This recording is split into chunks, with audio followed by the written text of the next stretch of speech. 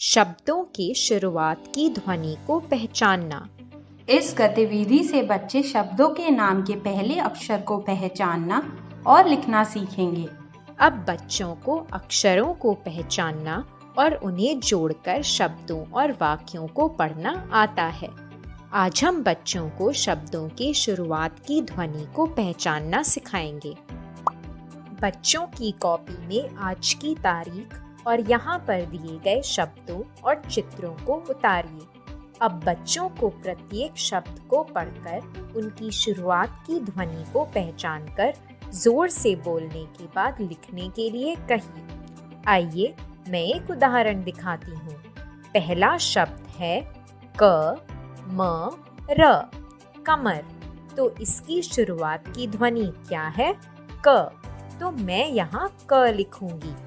अब हम एक चित्र को देखेंगे। यह किस वस्तु का चित्र है?